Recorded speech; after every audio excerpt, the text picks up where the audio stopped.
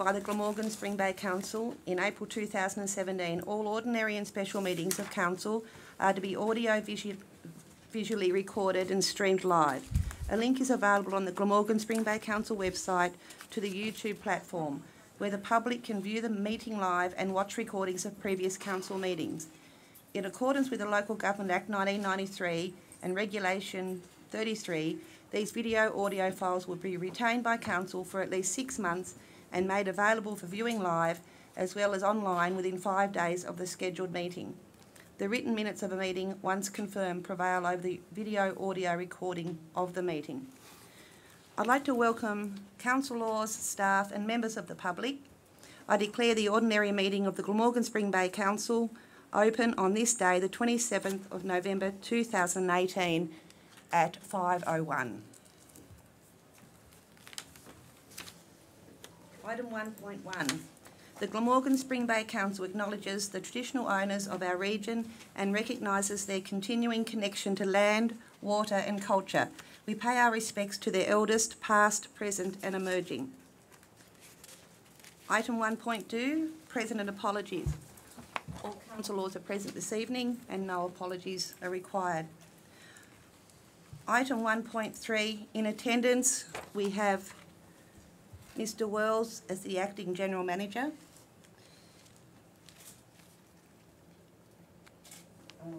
And the Executive Officer, Ms Turvey.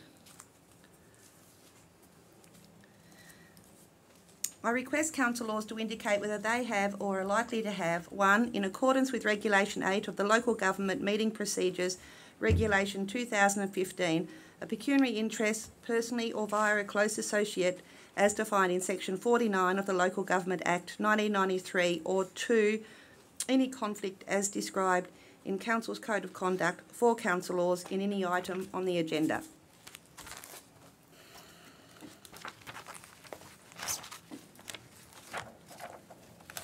Confirmation of minutes, 2.1. Ordinary meeting of Council, October 23rd, 2018. Minutes of the Councillor ordinary meeting Arnold. held Tuesday the 23rd of October be confirmed as a true and correct record. Thank you. Somebody to second, please indicate. Councillor Kent. Any discussion? I'll put the motion. All those in favour? Against? It's unanimous. 2.2, workshop held November 13th, 2018. The workshop agenda is shown on page 7. That Council notes this information. Thank you. Planning Authority. Under Section 25 of the Local Government Meeting Procedures, Regulation 2005, I hereby declare that the Council is now acting as a planning authority under the provisions of the Land Use Planning and Approvals Act 1993 for Section 3 of the agenda. A motion, please. I'll move. Would you like to say it? Yes, I'll move that Council now acts as a planning authority Time. at 5:04. Thank you, Deputy Mayor. So, indicate somebody to second, please. Thank you, Councillor Arnold. All those in favour? Unanimous.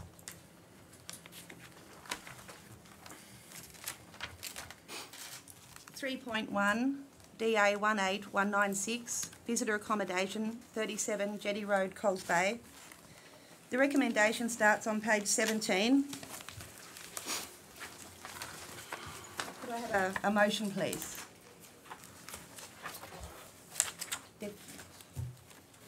Councillor Arnold. You, Madam Mayor. Freudian slip. Pursuant to Section 50. 7 of the Land Use Planning and Approvals Act 1993 and the Glamorgan Spring Bay Interim Planning Scheme 2015, the application for demolition and new visitor accommodation buildings at 37 Jetty Road, Coles Bay, DA 2018/196 be approved, subject to conditions 1 to 17 in the agenda. Thank you. Do I have somebody to second that motion? I'll second it.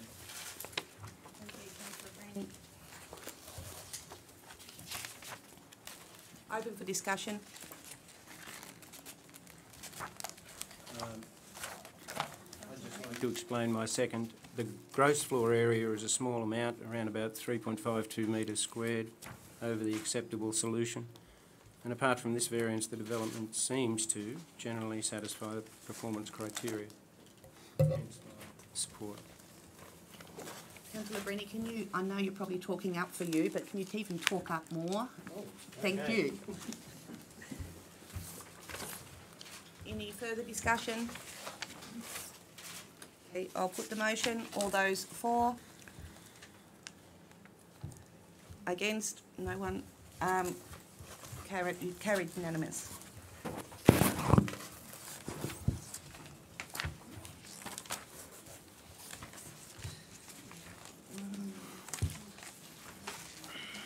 Okay, we'll now move to page 21, which is agenda item 3.2, DA 18212, new residents. I have to absent myself on this one. I'm sorry. Certainly.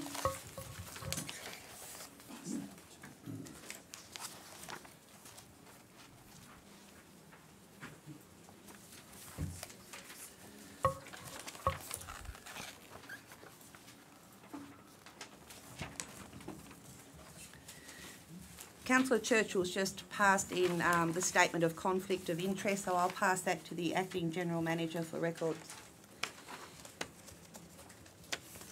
I'll start that one again. Agenda item 3.2, DA 18212, new resident 653 Dolphin Sands Road, Dolphin Sands. The recommendation starts on page 31.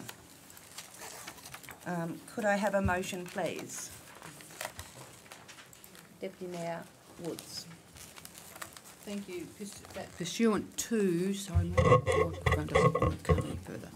Pursuant to Section 57 of Land Use Planning and Approvals Act 1993 and the Glamorgan Spring Bay Interim Planning Scheme 2015, that the application for a new residence, DA 18/0212 at 653 Dolphin Sands Road, Dolphin Sands, CT 54666/99, be approved subject to the following conditions 1 to 14. Somebody to second that motion? Councillor Kent, thank you. Open for discussion. Councillor Browning. The acceptable solution, the building height must be no more than 5 metres, and it's proposed that the height is 2.2 metres higher than the 5 metres, and that's at 7.5. It's actually saying it's 9.95 metres with the chimney. So to me, it doesn't meet the acceptable solution. Thank you, Councillor Browning. Councillor Brenny. In this particular purpose zone 3, the maximum building height must be no more than 5 metres. This building has a roof height of 7.75 metres, and I agree with Councillor Browning. It is 2.25 above the permitted height, the maximum height. In addition, there's a substantial profile of a stone-clad chimney with a total structure height of 9.95 metres. That's almost double the maximum building height. According to the performance criteria 7.10.2, to mention the page 28. Building height must A, be unobtrusive within the surrounding landscape. I've inspected the site. This structure will definitely be obtrusive in the surrounding landscape. B is consistent with the surrounding pattern of development.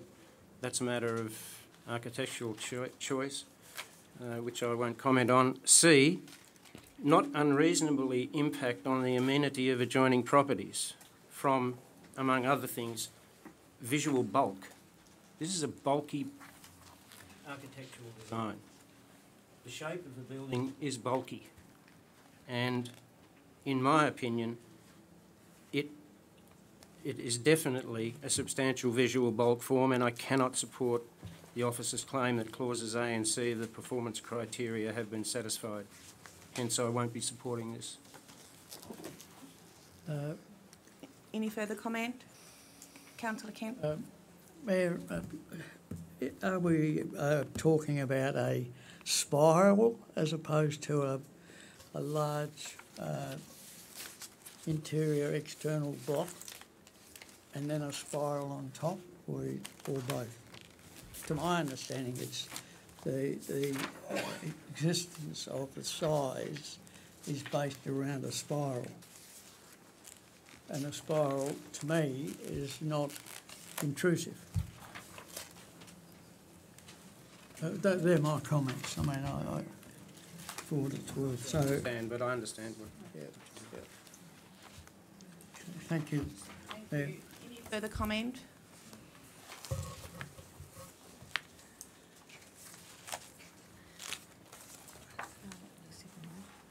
Thank you, Mayor Wisby. Through you to the planner who is sitting at the table with us, could you give us a reason why this is this should be approved given that it is bulky and it is way above the permitted 5.5 metres? Through the Mayor, I wouldn't categorise this building as a bulky structure. I think you generally associate bulk with boxy type designs. This is certainly not. This is an A-frame construction. If you look at the southern elevation, which is the first set of the elevations in the attachments, the 5 metre acceptable solution is drawn in a red line, dotted out. So we can see quite clearly what's below the acceptable solution and what's above.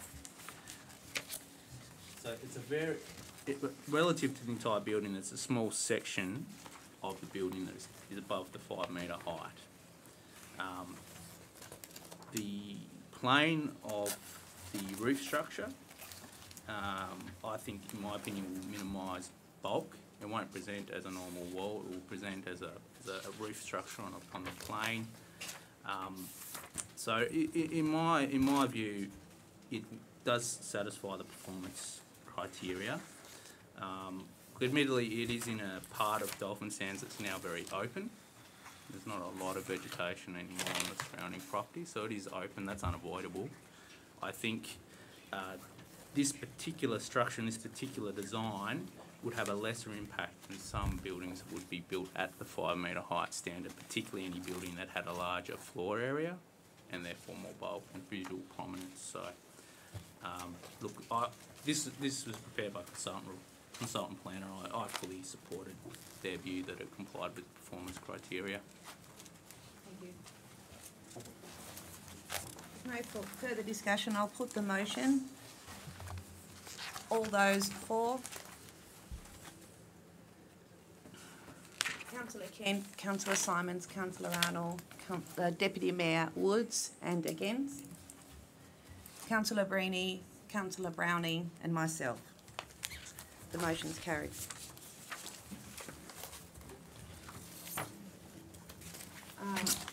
Could somebody please get Councillor Churchill to return? Oh, thank you.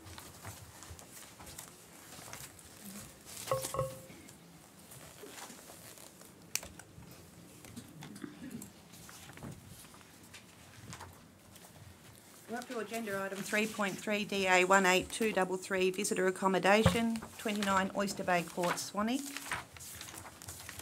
The recommendation starts on page 47. And could I have a motion, please? Councillor Arnold. Thank you. Pursuant to Section 57 of the Land Use Planning and Approvals Act 1993 and Glamorgan Spring Bay Interim Planning Scheme 2015, the application for visitor accommodation DA 2018/233 at 29 Oyster Bay Court, Swanwick, CT 524969/48 be approved subject to conditions 1 to 22. Do I have somebody to second that motion?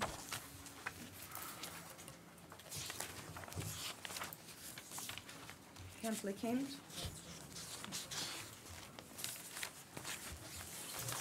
Open for discussion?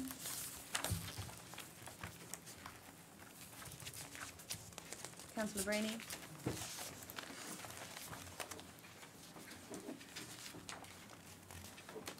Mayor Wisby, under Planning Directive number 6, an acceptable solution is a gross floor area of 200 square metres. This development requires a gross floor area in excess of 369. Regarding development standards E24.7.1A1, both proposed units are over the maximum 5 metre building height. One is 5.2 and one is 6.5. Unit 2 is outside the building envelope and so fails to comply with clause 12.4.1 and 12.4.2A3A3. The building setback from the Crown land boundary must be no less than 15 metres. This development has a 10 metre setback to the upper deck and an 8.8 metre setback to the lower deck. This development is an example of an attempt to try to fit an oversized development into a small lot footprint. The support given to this development seems to overlook what I see as continually chewing away at what we are supposed to have decide on that are incrementally moving into outside of the planning scheme and the allowable limits. You know, a height of 5 metres is a height of 5 metres. If the building's 6.5, well, you know, we can decide that sort of thing. If the building footprint is supposed to be 200 square metres, then, you know, 360 it just seems overly excessive, and we're stepping outside of our decision-making situation to just passing anything that comes up. As far as I'm concerned, I won't be supporting this. Thank you, Councillor Breeny. Any further comment? Councillor Browning. And retaining the primary resident function of an area, which the residents around there are all single dwellings, and so it's going to be 2 dwellings that are quite large. So I won't be supporting it either. Thank you, Councillor Browning. There's no further discussion. I will put the motion. All those in favour?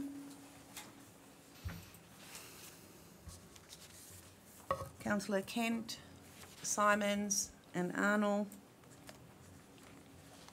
And against?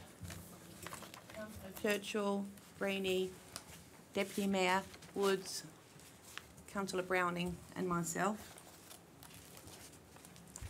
The motion is lost. So now we need reasons for the refusal. So do we have reasons for the refusal?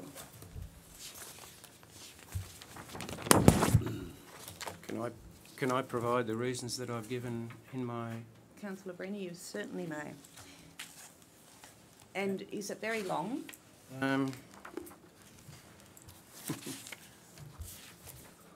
3-4 inches. Okay, well, possibly you could read them Okay. and then pass them on to Ms Turvey to be placed on the... I'll do that. Do I have to pass it on now? You can read. But do I have to pass on after I've read it straight away? I need to put it up on the wall so we can read it. Okay. So we can reread your reasons. I'll read out the reasons I give. Okay, and then it will need to be pursuant to start Okay. with. So, 47, page 47. Yep. Pursuant to. Pursuant to Section 57 of the Land Use Planning and Approvals Act 1993 and the Glamorgan Spring Bay Interim Planning Scheme 2015, that the application for visitor accommodation DA 2018/233 at 29 Oyster Bay Court, Swanwick, CT 52469/48 be refused, subject to the following reasons.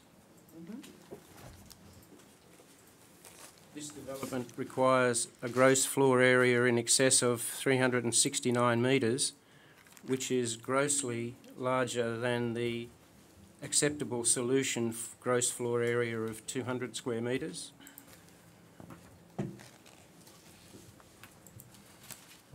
And regarding development standards E.24.7.1A1, both proposed units are over the maximum 5 metre building height. Unit 1 being 5.2 and 6.5 metres respectively. Unit 2 falls outside the building envelope and so fails to comply with clause 12.4.1 and 12.4.2a 3a part 3. The building setback from the Crown land boundary is 10 metres for the upper deck and 8 metres for the lower deck, which falls within the permitted setback of 15 metres from the Crown land boundary.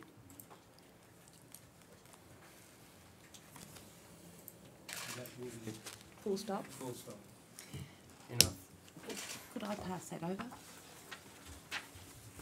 Item 3.3.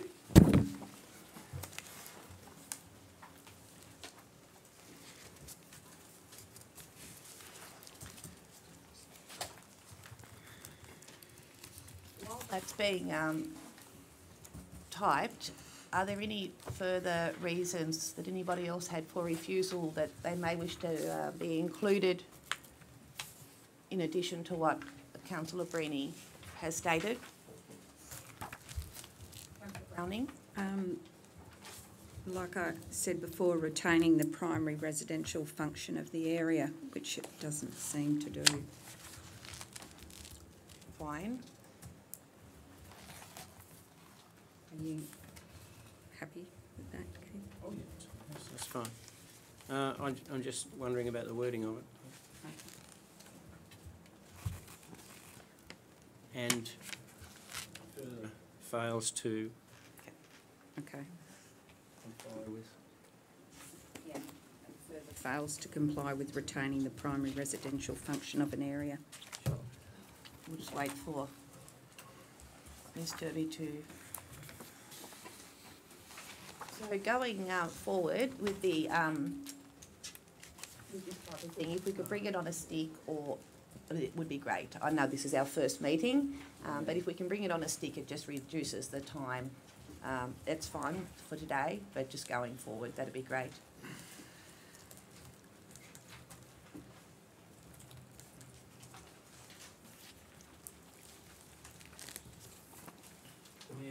Does that mean bring it on a stick and just have a heading for what it is? The problem with that is we're not sure whether what we bring to the table as a refusal or whatever is going to be the actual wording. We're going to have to be editing sticks and... Yeah. Correct. However, it would sort of, if there's a refusal, it would sort of been in the general, it can be altered on Generally, screen. okay, Yes, so... thank you. Yeah, it should be all right. Yep.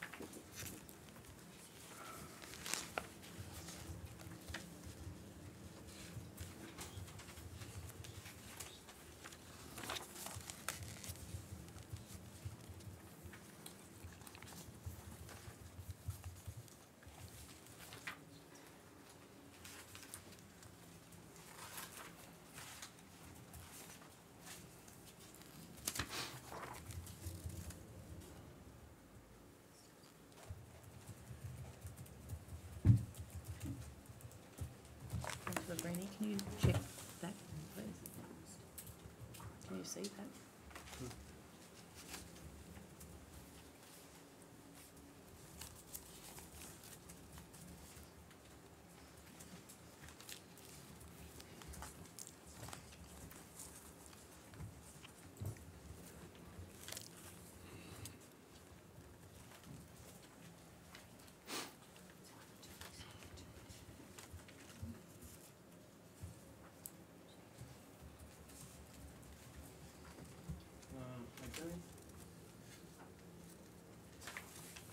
I don't believe that this development is an example of an attempt to try to fit an oversized development into a lot footprint as a valid reason for a refusal. Do I have to put that in?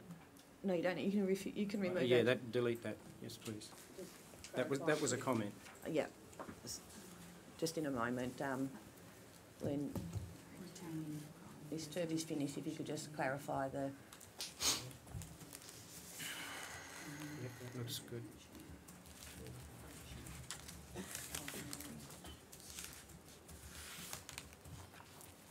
Okay. That's fine. Thank you. Been removed? Yes, it has. You satisfied? I'm satisfied. Thank you.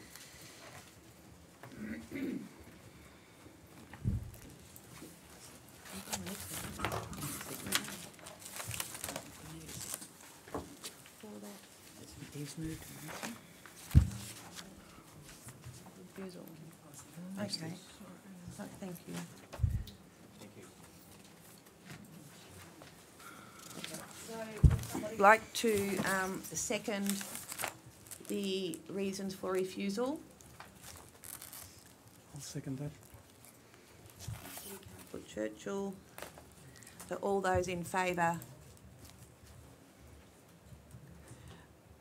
Councillor Churchill, Councillor Brenny, Deputy Mayor Woods, Councillor Browning and myself, and against Councillor Arnold, Councillor Kent and Simons.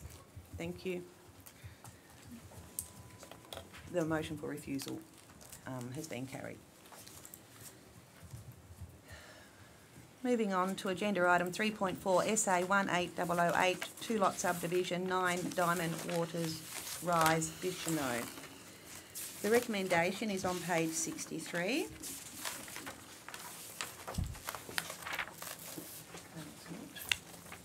Yes, it is? Yes. Yes, it is. Could I have a motion, please? I'll put that motion. Churchill.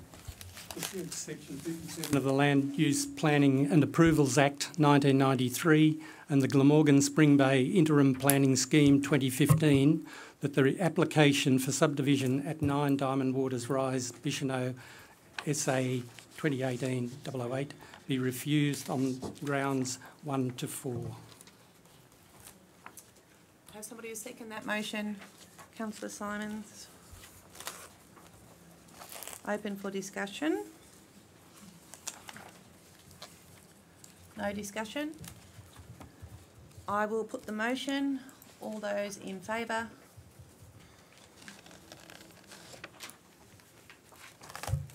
And against?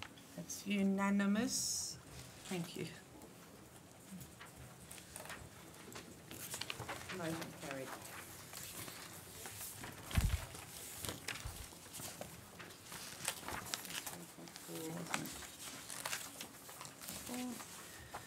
Moving on to 3.5, AM 2018/07, rezone lot 2135, Ribbon Road, Orford.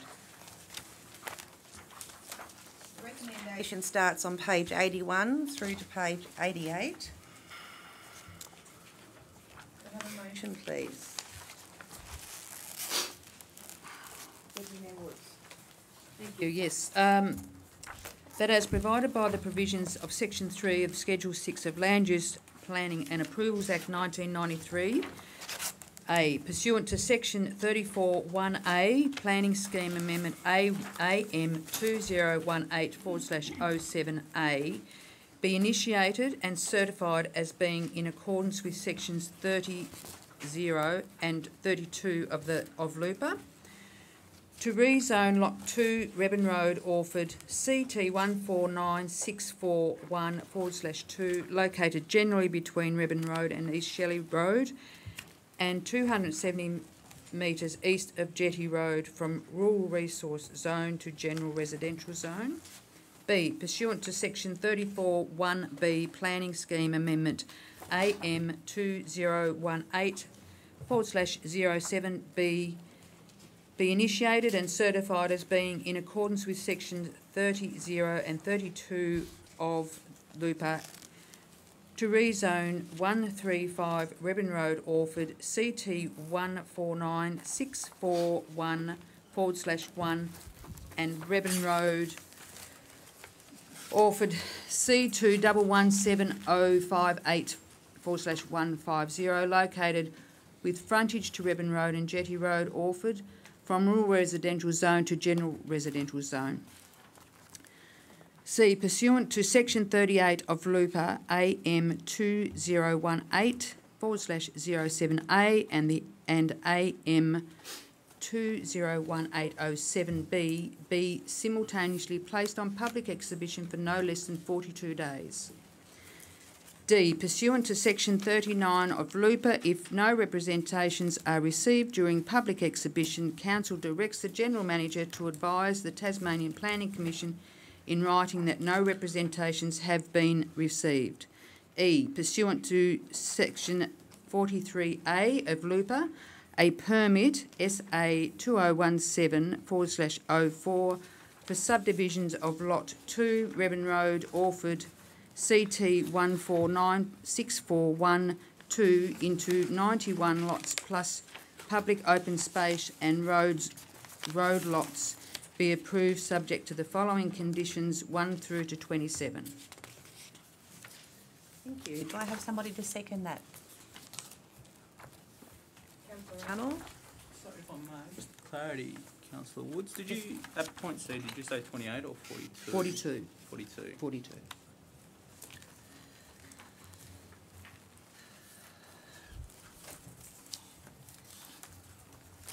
So to clarify, I'm not sure if you all picked that up, that on point C, Deputy Mayor Woods has changed the public exhibition period from 28 days to 42 days. Okay, open for discussion. Councillor Churchill? Sorry, That's Mayor fine. Wisby. Yeah, I just have a couple of points there. I think it's right that it be put out to 48 days. That's fine. Just there's a little bit of an issue that might need some clarification by the planner through you, Mayor Wisby.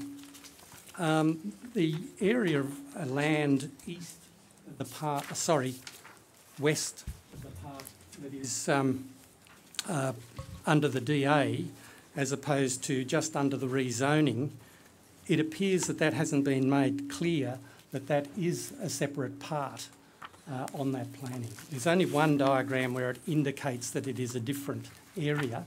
And Councillor Churchill, can I just interrupt there? Can you tell us what page you're on so we can all follow? the best page to be on is 87 and 88. Thank you. Sorry, continue on. If you look at the diagram on page 87 in red there, it is the area that's covered by the DA, but also by the amendment.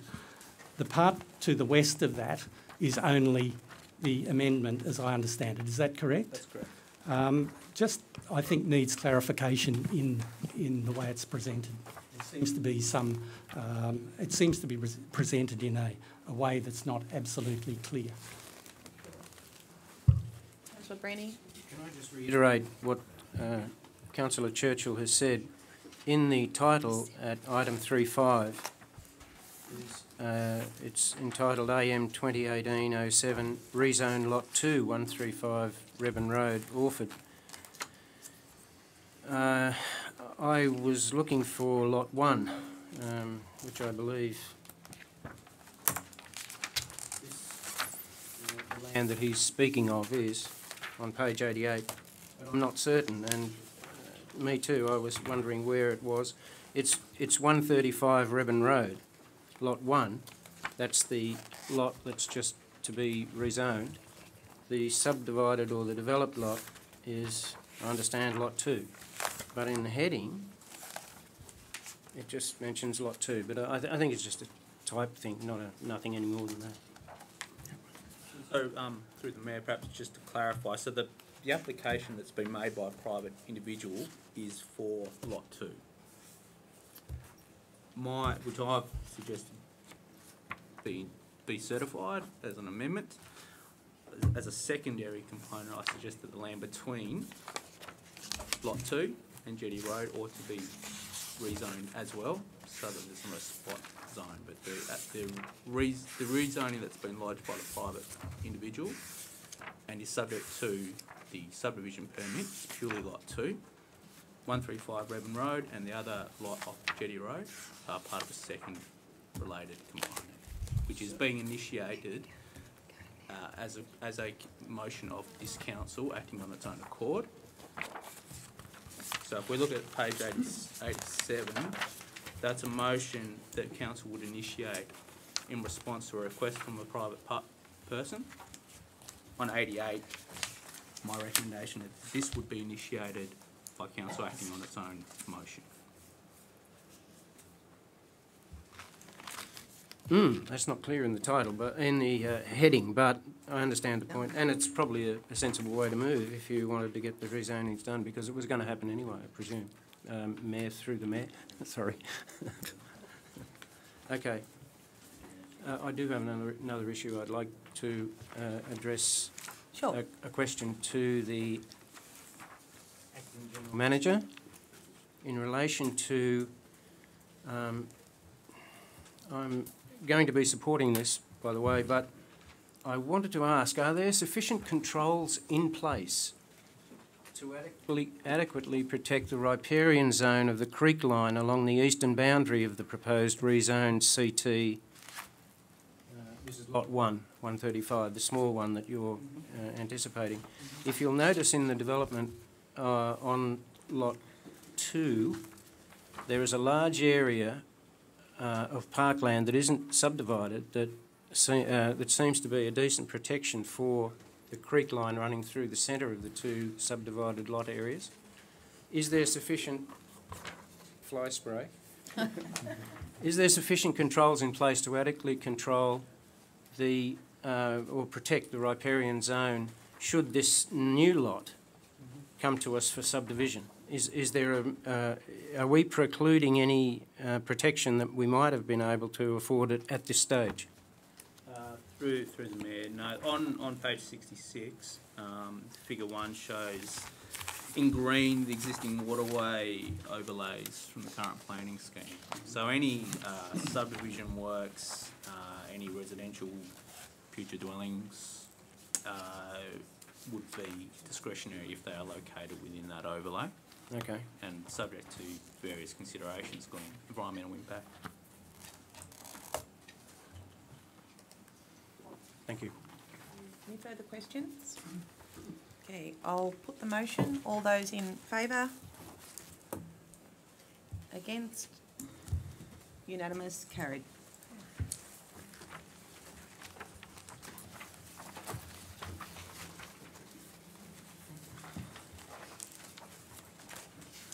Next item is 3.6 on page 89. Mediation, additions and alterations to dwelling and outbuilding at 8 Allen Street, Bicheno. The recommendation is on page 91. Councillor Arnold. Mayor Wesley, I'd like to move that pursuant to section 17 of the Resource Management and Planning Appeal Tribunal Act 1993, Council agrees to a consent memorandum being endorsed by Council staff that has the effect of approving DA 2018/134 in accordance with the original application and recommended conditions, but subject to modifications to the deck to increase its setback. Now, as I may explain that, Mayor Wisby, can I do that? I think. The purpose of amending the recommendation is that option 3 is the preferred option. If you have a look straight above the recommendation, option 3 is the preferred option, but the recommendation only reflects option 2. So effectively, all I've done is change the recommendation to reflect option 3. Sure. So, could I have somebody to second that? Councillor Browning.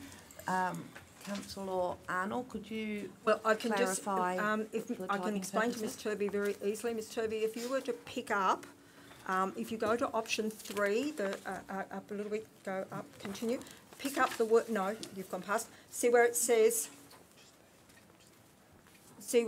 to the original, if you were to basically pick that up, that then becomes the second part of the motion. So that the original recommendation as outlined, so subject to all conditions of the original recommendation. So it's probably, when you add it in there, it's probably going to change it a wee bit, but subject to the conditions of the original, we've got too much I think now. Being endorsed by council staff that has the effect of approving DA 2018134 subject to all conditions of the original recommendation. I've got to go back here to my note. In accordance with the original application and recommended conditions, but subject to modifications to the deck to increase its setback.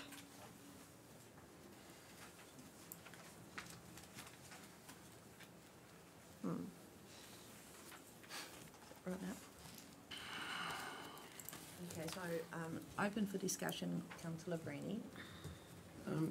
Thank you, Mayor Wisby. I see exactly what you're saying here. I can see exactly what's been said here.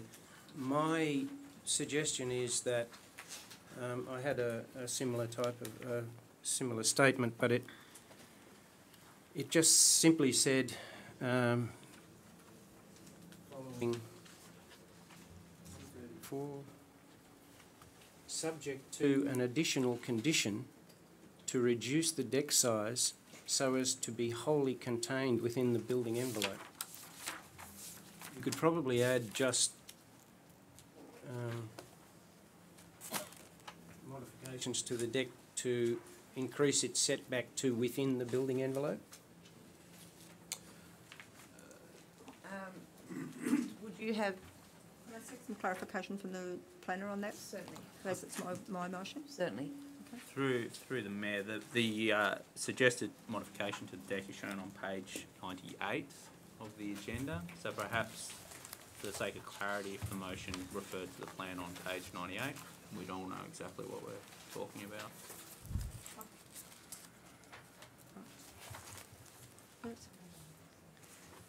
As depicted on page 98 of the agenda? Okay, as depicted on page 98. Okay, Councillor Arnold and Councillor Brenny, does that... It's shown contained within the envelope, yeah. Yep, that Fine. covers both? Yep. Okay. Any further discussion? I will put the motion. All those in favour? Against? Carried, unanimous.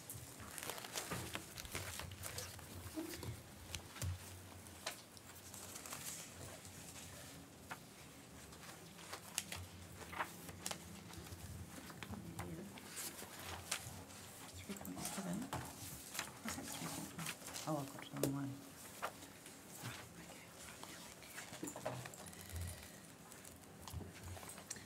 Our next item starts on page 99, 3.7, AM 2018/03, Planning Scheme Amendment, Cambria Estate, Swansea.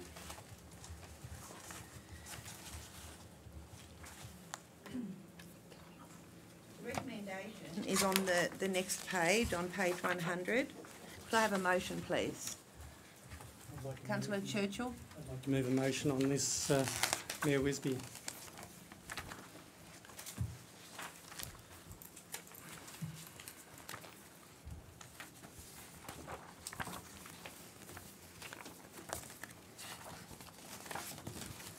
Which I have here somewhere.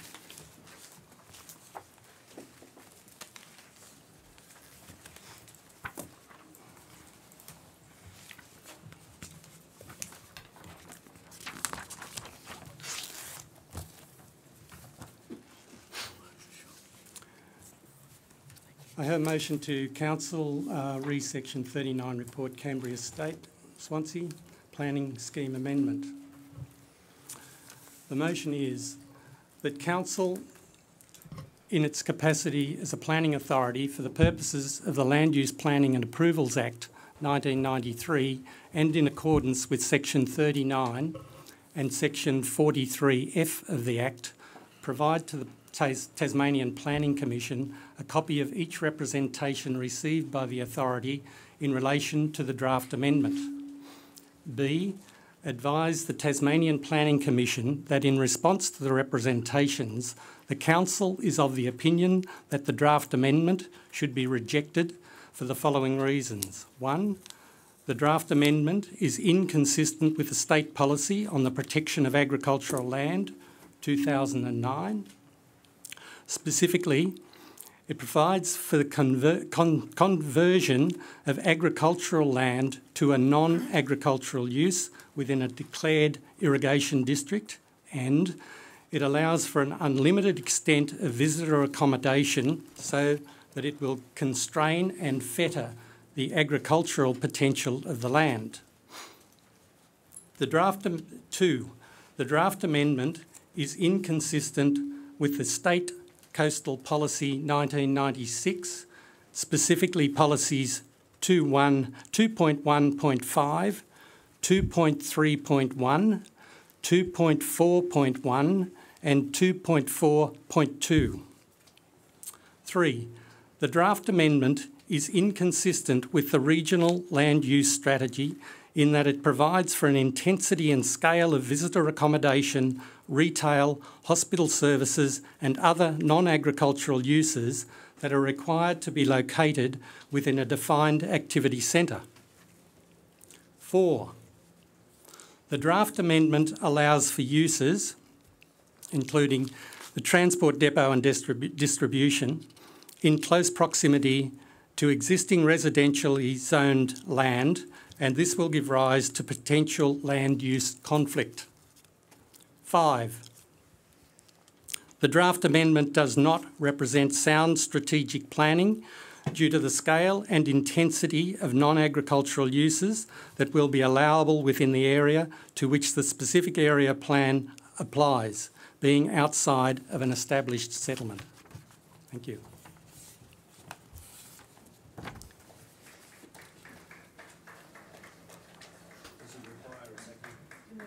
Somebody to second that motion.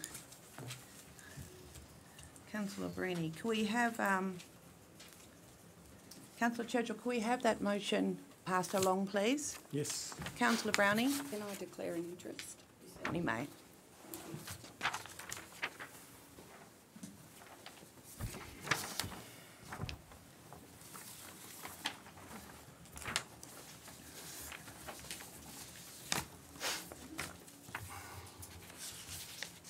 Councillor Browning left the room at 5:48. Madam Mayor, could I ask a procedural question here? Certainly. Why weren't the conflicts or the interests declared when you asked for them? Because they don't need to be. They can be declared right up through to the just before the commencement of debate. Thank you. And that's been confirmed by the Director of Local Government. Thank you. So, open for discussion. I would like to speak for my motion, if I may. Mayor Wisby. I would like you to understand that I am not against development. I support sustainable development and appropriate development that considers not just the natural environment and agricultural land of the East Coast, but also respects the social and cultural values of the Glamorgan Spring Bay communities. The existing zoning of Cambria Estate has been decided by the local planning authority under the legislative processes, which is the Glamorgan Spring Bay planning scheme. This scheme respects the environment, the land use, in this case mostly agricultural, and the amenity of the people who live on or near the land. While future development on that land may proceed through a development application process, the local planning authority can contain development to regulated standards consistent with appropriate and sustainable development. In the case of the Cambria draft amendment, we are dealing with a planning scheme amendment and proposed rezoning through a specific area plan. We are not dealing with a development application. Should the draft amendment be approved, even with the recommended modifications, we will not know the real nature of this proposal until a DA is submitted.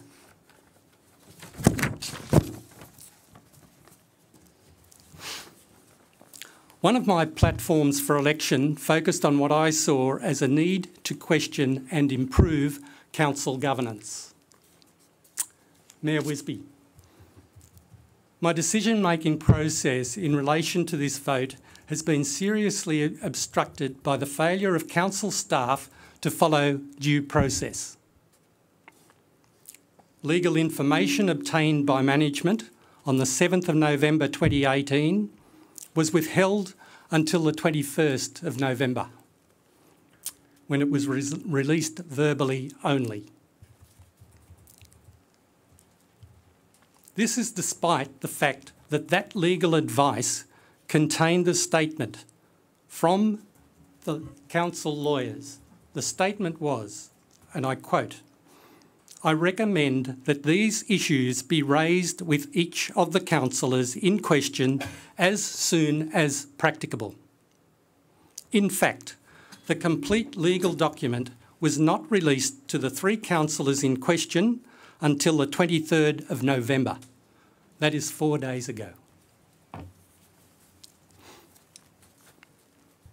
I have a duty to protect the land and environment in question, and to consider the impact any development or planning scheme amendment would have on the East Coast and its communities. For that reason, I am moving this motion to reject the Cambria Draft Amendment 2018-03. Thank you. Do we have any further discussion? Yes, Mayor Wisby. Councillor Brini? In June this year, I submitted a representation on the proposed Cambria Green Planning Scheme Amendment and Specific Area Plan. At the time, I was neither a councillor nor did I have any intention of standing for elected office. But as time went on, I found it impossible to ignore the way the community was being treated, and I decided that change was essential, and in order to implement change, there needed to be better effective representation, and so I decided to stand for council. My goals as a councillor are and always will be to provide a voice and ultimately a vote at this table for those members of this municipality who for so long have been ignored and who have no voice, no say in their future. But 4 days ago, I was informed by council staff that I should not vote on this incredibly divisive proposal because, according to a legal opinion obtained 2 weeks prior, I could not avoid bringing a prejudiced opinion to the debate in the form of a disqualifying bias. For some reason, this opinion was withheld for me for more than 2 weeks. In my career, I've always maintained that dignity, honesty and uncompromising ethics are essential requirements in discharging my professional responsibilities, and today, as a councillor, I believe these requirements are equally essential. In this place, as a planning authority, I am fully aware that we must leave our personal opinions, beliefs and prejudgments aside and deal with each planning matter on its merits. I believe this is the only way to arrive at proper decisions in this place. Guided by my experience in planning issues, I have spent the last 4 days since receiving this agenda studying all aspects of this S39 report.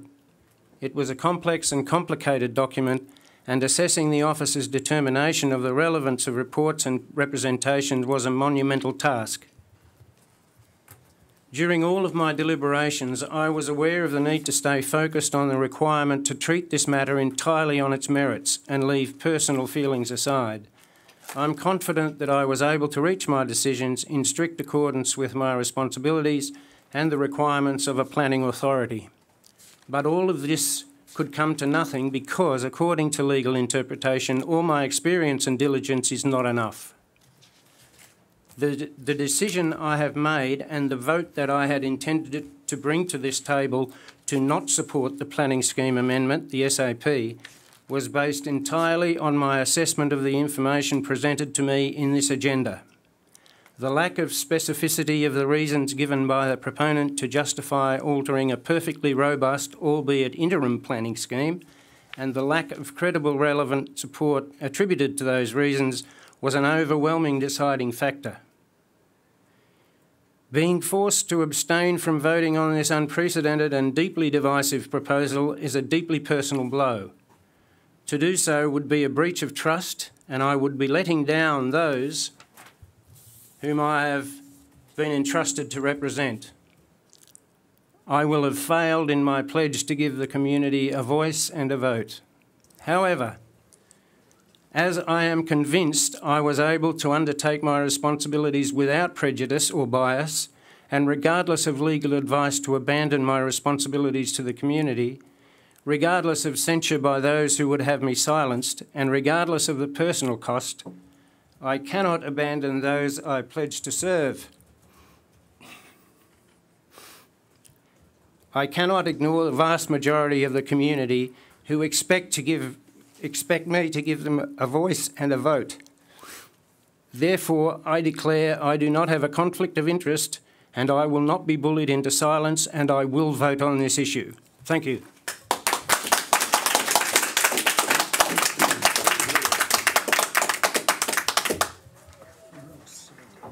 Thank you, Councillor Brady. Any further comment? Councillor Arnold? Thank you, Mayor Wisby. There's little doubt that this matter has been one of the most complex and difficult I've ever dealt with. On the one hand, there's the perception that council could have somehow prevented the sale of the property by the long-term Tasmanian family that owned the property to the current owners some 3 or 4 years ago. Nothing's further from the truth. Foreign ownership is governed by the federal government. Then there's the perception that I supported the specific area plan in April and the request for me to now withdraw my support. I've consistently said I did not support the SAP. I supported a process. And the only decision I had to make at the time was that the plan could be initiated and certified that it met sections of LUPA and was suitable for public exhibition. The fact that we received more than 620 representations is evidence in my mind that it was the right decision to place the matter on public exhibition. Whether initiating it to start the process was the right decision is a debate for another day. But it gave the community the opportunity to have significant input into what now must be considered by the Tasmanian Planning Commission. Many of the representatives have valid planning concerns Many of the representatives have valid planning concerns that for the most part I believe have been addressed by the Section 39 report that is recommended for consideration at the TPC. They are experts in the field of planning in Tasmania and where this very complex matter should be decided. There are still concerns around some planning matters that the TPC will need to address in the context of whether this SAP, with or without amendment, meets the objectives of the state planning provisions. There are, of course, many emotions around the effect this proposal will have on Swansea. There are those who believe it will be of great benefit, whilst many simply don't want it. There has been bullying, intimidation, threats, accusations that have been included in some representations that is less than acceptable. As an elected member, I can be taken on a code of conduct for abuse or unsubstantiated allegations on any matter, or that I did not bring an open and unprejudiced mind free from prejudgment or personal bias to a planning decision. Unfortunately, I'm not able to take a member of the public on a code of conduct for abuse because I would do that in an instant to representative number 38. That representation states, WTF, what in the name of Allah, Jesus, are you people doing to Swansea? Giving this beautiful coastal township over to Chinese scum is a deplorable, sick joke. Why are you traitors selling our soul to these Chinese money lovers? Shame on you, councillors, for handing over Swansea to greedy Chinese developers. FCUK, the Chinese. FCU as well, you self-centred CNUTS. Spell it correctly, people. Councillor Arnold, Would someone like to explain Councillor to me? Arnold, I'm speaking, please. Is that you finished with that letter? Because I don't think it's very nice. So I've got two paragraphs to go. Of Would the someone letter? please like to explain to me No. why, as an Excellent. elected member, I should have to be subjected to this type of abuse with no recourse?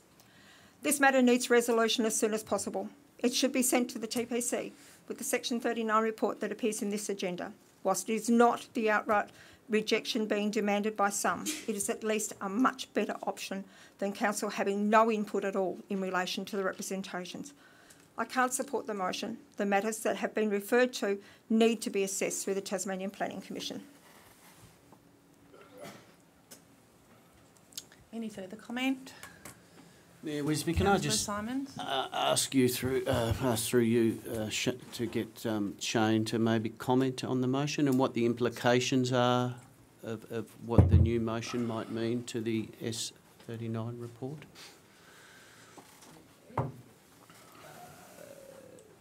Through the Mayor,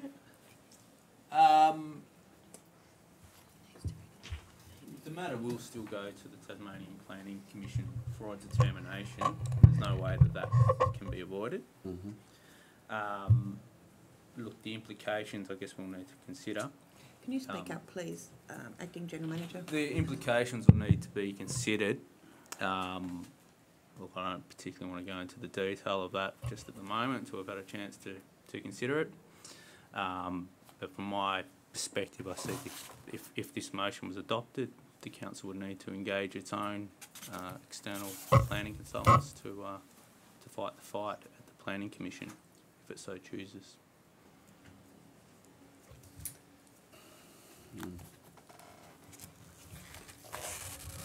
Is that all, Councillor Simons? Yes. Good. Any further? Could I make further comment? Possibly not, Mayor? Councillor Churchill, other than if it's for clarification, then yes. But if it's bringing a new matter in, then no. If you're seeking clarifications of what's been said, you can, but other than that, no. I think I'll have to leave it there then. Okay. So, Councillor Churchill, can you please confirm your motion's correct as now it's been typed?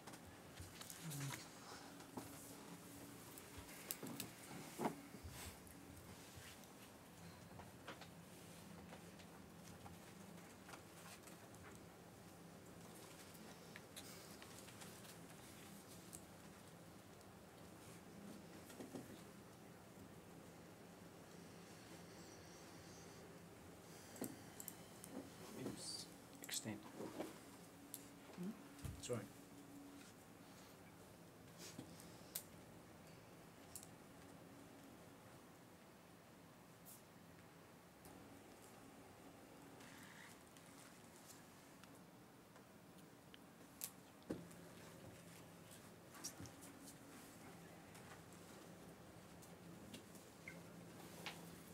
Yes, thank you, Mayor Wisby. So I'm going to put the motion. All those in favour?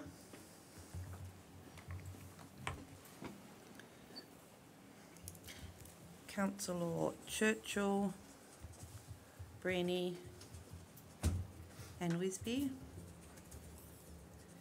Against? Councillor Simons, Kent, Arnold and Deputy Mayor Woods. The motion is lost. Councillor Arnold? Yes. I would move that council resolves that a copy of the representations be forwarded to the Tasmanian Planning Commission in accordance with Section 39(2) of the Land Use Planning and Approvals Act 1993. B, Council resolves that the attached report be forwarded to the Tasmanian Planning Commission in accordance with Section 39(2)(b) of the Land Use Planning and Approvals Act 1993 that outlines its opinion of the merits of each representation and the need to modify the amendment pursuant to Section 39(2)(b)(1), 39(2)(b)(2 and 39(2)(c). Do I have a seconder for that, please? Councillor Kent. Open for discussion. Any discussion? No. Okay, I'll move that motion. All those for that motion? Councillor Simons, Councillor Kent, Councillor Arnold and Deputy Mayor Woods. Against? Councillor Churchill, Councillor Brenny and myself. The motion is carried.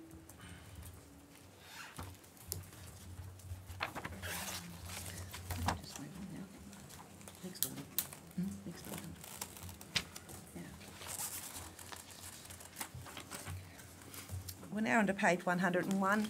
Under regular. You might like to get Councillor Browning back in. Councillor Browning back in. Yes. Sorry, can somebody call it Councillor Browning?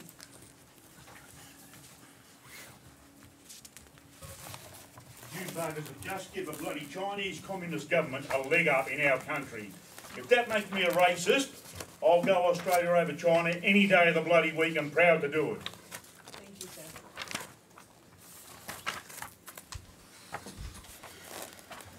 Councillor Browning returning.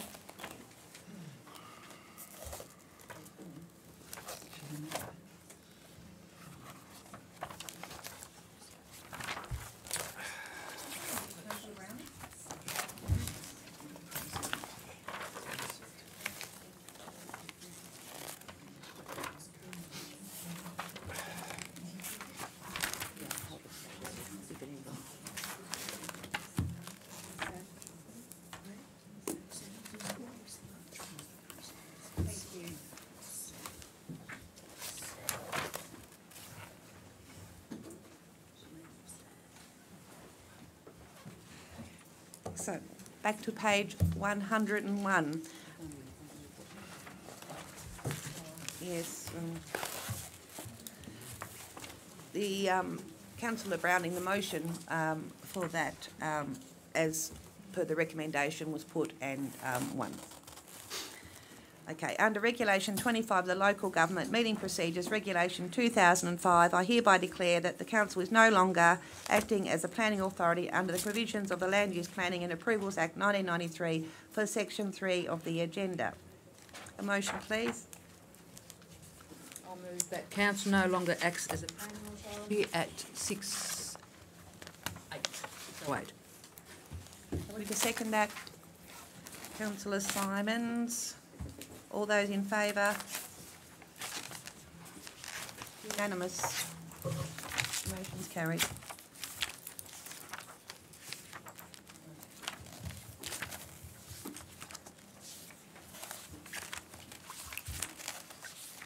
We're on page 102. We've got public question time. I ask that could those asking a question please use the wireless microphone to ensure the quality of sound both in the council meeting room and for audio recording and live streaming. And my first person is Adrian Sullivan. Adrian is in the back room, so Adrian will move forward.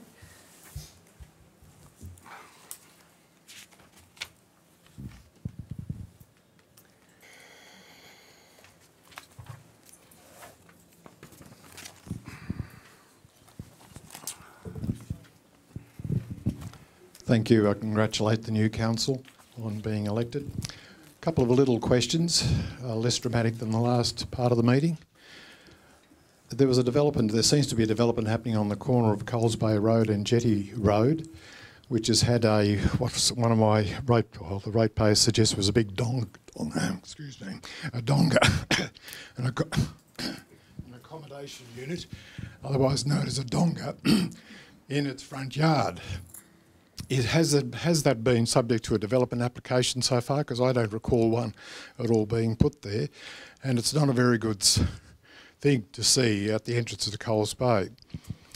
And second, just a minor point, having watched lots of YouTubes of this meeting, could you fix the clock on the wall over there, please?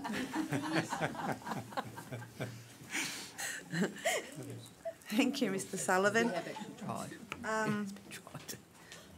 So I'll look into the clock saga and Acting General Manager, are you aware of the property in question? Through the Mayor, we received a couple of calls about that yesterday, so it's on a... We'll follow up on the matter this week. There's been no development application for it? Not that I'm aware of, no. So thanks, Mr. Sullivan. We can get back to you on that. Thank you. Steve Barrett. Mr. Barrett.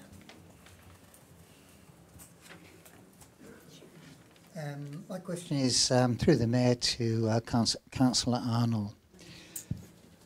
I was both saddened and confused by your letter in the Oyster Bay newsletter on the 13th of November and would appreciate some clarification on two of your comments.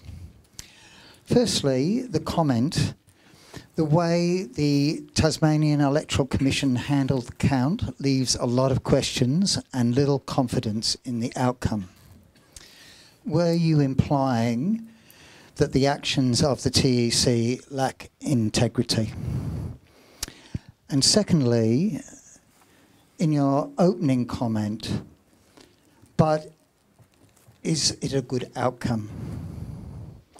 Personally, it appears that it is a balanced outcome, and it is my hope that the council has acted as a team for the whole of the community. Generally, we're not supposed to answer questions, but I'm happy to if you have. If you're happy to, yeah, I'm pleased for you to answer that. Absolutely. Mr. Barrett, I guess, is it a good outcome was probably a rhetorical question because it was on the basis of, yes, we have now got 4 councillors from North and 4 councillors from South. So basically it was that. In terms of my comment in relation to the TEC, there was nothing untoward intended. Certainly my concern around that was how the count was actually done on the day. There were councillors, and not just our council, but right across the state, there were councillors that were declared elected on 50% of the vote. Then on 100% of the vote, some of those people weren't elected. So there was some doubt, and there were still people, you know, listed as still being in the count. So my concern around it was, how can you have 8 people or 7 people or 9 or whatever your council number happened to be elected on 50% of the vote and still have someone in the count? So it was nothing more untoward than that.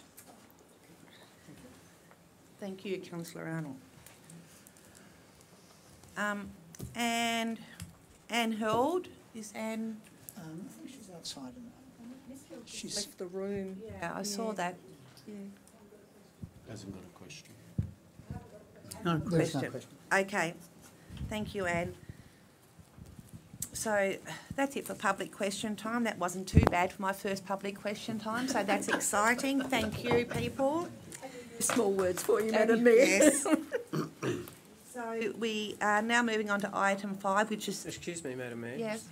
On the question of public question time, the 6th paragraph down states a short instruction sheet, etc., beginning that. It says public question time can be a maximum of 15 minutes only. I draw your attention to the Local Government Meetings Procedures Regulations 2015, Statutory Rules 2015, number 38, Division 4, Questions, Section 31, Public Question Time, page 39, S31-3 states, the chairperson of an ordinary council meeting must ensure that, if required, at least 15 minutes of that meeting is available for questions by members of the public. I request that the agendas in future correctly reflect this clause. Thank you. Thank you, Councillor Brini. I'd actually noted that there myself, at least 15 minutes.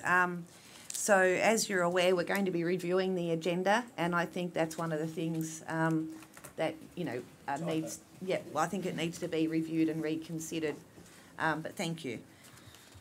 So, information reports, item 5. So, this is an opportunity for councillors to ask questions on information reports located on page 103 to 140.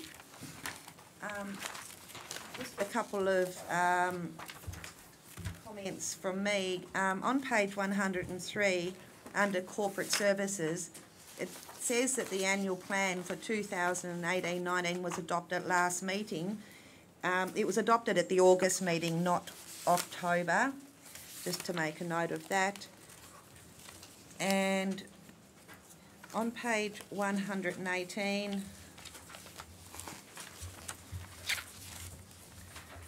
I would like to commend the people who receive medals to acknowledge their volunteer service with the SES at Swansea. That was Chris Weeding for 5 years, Stephen Redniako for 10 years and Kelvin Jones for 20 years. I'd like to commend these gentlemen for their commitment to community and many years of voluntary service. I'd also like to refer to page 134. This is a matter of the development application for the expansion, the proposed expansion of the Spring Bay port area in wharf construction. That was discussed at the workshop today, and we've asked to be briefed on the matter prior to that coming to council in respect to the DA. And I've got one more comment. Page 139. It refers to a draft master plan for the Orford Bird Sanctuary and the associated works in addition to that. So it appears that we've organised a workshop with the relevant agencies and the majority of councillors for the 3rd of December here at Tribunna, and we'll be getting with all the agencies to see, to talk about the draft master plan and how do we get to this point. So we will be coming back to community in respect to that. So that's my update. So over to anyone else who's got any questions. Councillor Churchill. Mayor Wisby, on page 125, profit and loss for the to the end of October there. If we look at the last number under the total operating expenses, the variation there is it's a typo, I guess, but it's been put there as 0.17%. I think that should be 17%. Sure, thank you. Was that it, Councillor Churchill? Was that all? Thank you. Any further questions? sorry. Oh, sorry. Deputy Mayor Woods. Thank you, Mayor Wisby.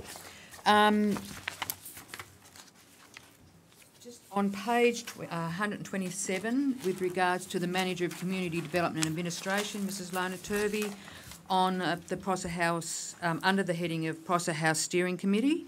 I attended along with the General Manager and Mrs. Turvey to, and just on that, with regards to that, it also pertains to the redevelopment of the Orford Community Hall. That is now being completed, and I must congratulate council on the work that they've done with regards to the hall. It works beautifully, and it now people don't have to go outside, climb stairs to go to the toilet. There are disabled toilets available for them, and yes, I'd just like to commend council on updating the Orford Community Hall. I think that's it. Great. Councillor Brini?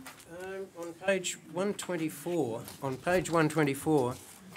there seems to be no indication of locality information on building approvals and things like that. If council could consider providing that sort of information, if it's easily enough obtained, well, you know, it gives you an idea of the localities of development and what's happening in each one, rather than just numbers. Numbers mean nothing unless you're a numbers person. The second thing is on page 125. I'm new to financial stuff, and I hope it's not going to be too much of a painful learning curve, but depreciation and amortisation, employment benefits, financial costs, materials and services, plant hire, internal charges, etc. Things like, to me, materials and services, it would be really nice if we had some sort of, not too long and lengthy, but at least some sort of small explanation of what exactly those materials and services might be, what the financial costs related to, and especially in relation to the notes 1, 2 and 3 on the side that come down to unbudgeted reimbursement. What does that entail? The activity more than expected, why, or an explanation, just a one-liner or whatever, just to make sure that it's a little bit clearer to the public, which is why this document's presented. The normal person in the public will be able to understand, because I don't get it at the moment, but I hopefully will. And on page 135, could you tell me the council marine infrastructure? There are numbers placed there of fishing boats paying yearly fee at the Tribunna Wharf. There's 34 commercial fishing boats, recreational boats in Tribunna 63. Those figures are just counted, are they? Like, where? How accurate are they? Like from day to day, are they accurate? Are they based on our income from fees and things like that? In respect to the marina berths occupied by commercial fishing boats, one would assume that they would have a lease arrangement in respect to that, so there really should be 34 leases in place. Fishing boats paying yearly fee at the Tribunna Wharf is a yearly fee, so that should be accompanied by an invoice to the number 4 of them, you know. Okay. So they're traceable and they're able to be monitored if somebody was doing an audit on them? Oh, yes. Thank you. Yes, absolutely. In respect to your question on presentation of financial reports, again, we can have a look at that, and when council look at the agenda and how it's presented, and maybe you make it a bit more user-friendly, not just for us, but for anybody else that's reading it. So that'd be great. Any further comment? Excellent. We'll move on. Oh, sorry. The recommendation is that the management reports are received and noted. Item 6 is minutes of Section 24 committees, and there were no Section 24 committee minutes submitted. Item 7, officers' reports requiring a decision.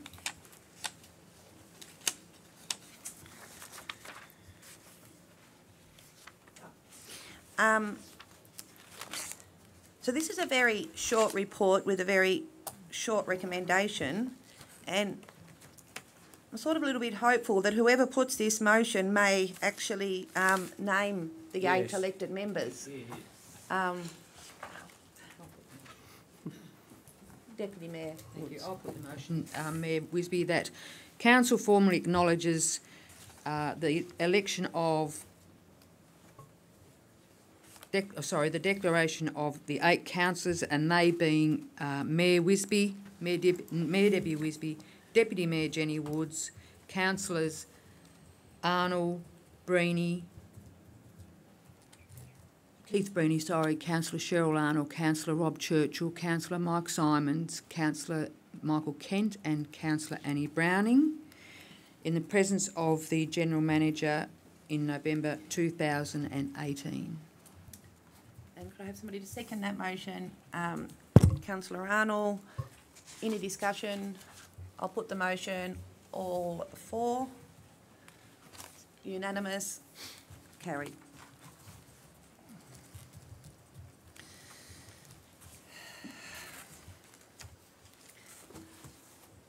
7.2, council representation on section 24 committees.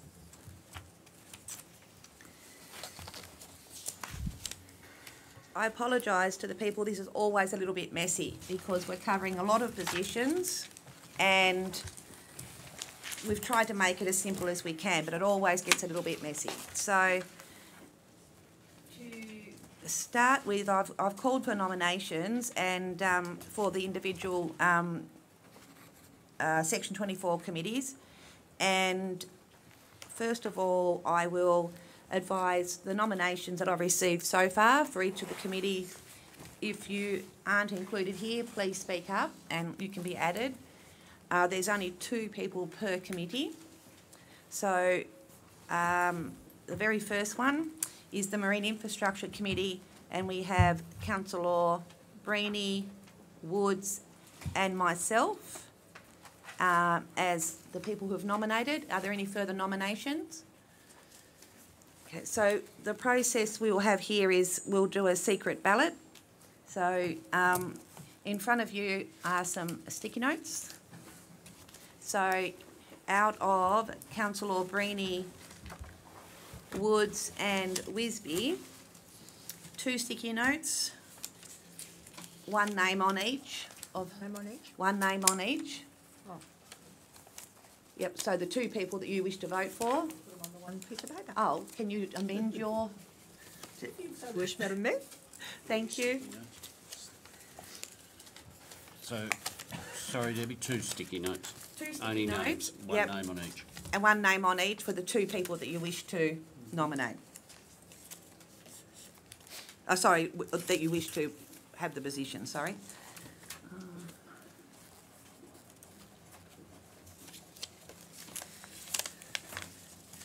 Fold them in half. And Over the nomination. Neil Wisby, councillor Breeny, councillor Arnold. sure. Are you going to scrutinise? Yep, we are.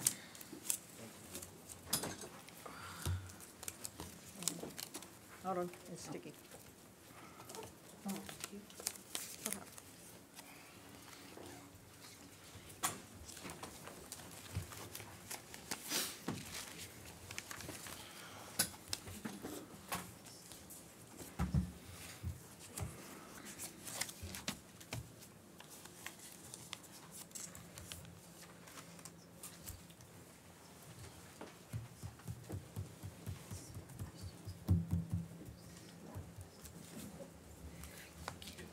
Now, Acting General Manager, could you help scrutinise, please, and then we can lay them out and determine who's got the most votes.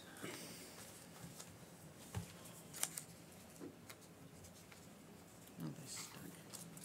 It's a bit like Australian Survivor.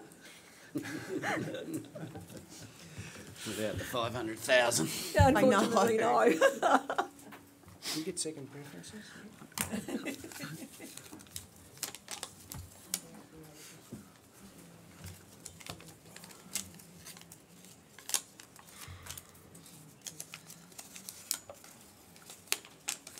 Wisby, is that Wisby? That's Wisby, yep. And we'll start together. Rainy.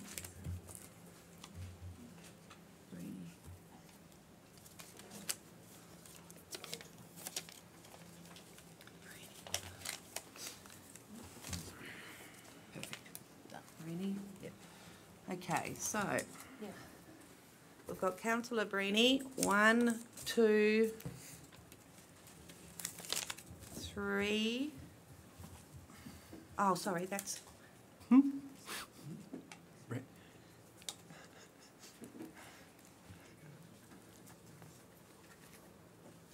Is it the spelling or the writing? No, it's Spelling. possibly not. Just go about that. Yep. Okay.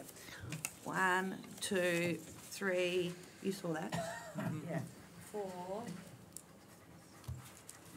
5, 6, 7, 8 votes to Councillor Breeny. myself, 1, 2, 3, 4, 5, and Councillor Woods, 2. So that was 8, 5 and 2.